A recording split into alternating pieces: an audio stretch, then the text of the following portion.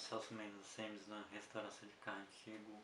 Vamos falar de mais uma série americana, originalidade de outra série. Por que eu tô falando isso? Dupla do Barulho ao Resgate. Você já deve ter ouvido falar em Dupla do Barulho. Sim, exatamente. Dupla do Barulho ao Resgate, ela é destinada de Dupla do Barulho, com Richard Rawlings. O que se distingue nessa série? Dupla do Barulho ao Resgate. Se distingue em um empresário de sucesso, que é o Richard Rawlings. Ele fez desse programa uma ponte para outros crescerem lá nos Estados Unidos. Né? Ele ajuda oficinas que estão à beira da falência.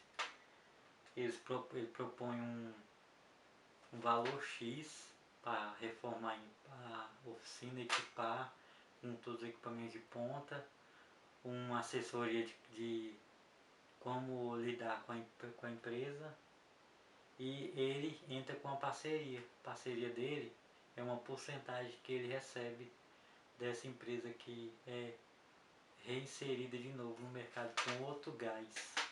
Então, vamos botar aqui, o cliente lá nos Estados Unidos ele tem projeto de 450 mil dólares, 225 mil dólares é do Richard, que é o que investiu na oficina. E ele também reforma várias de motos, de carros, caminhonetes.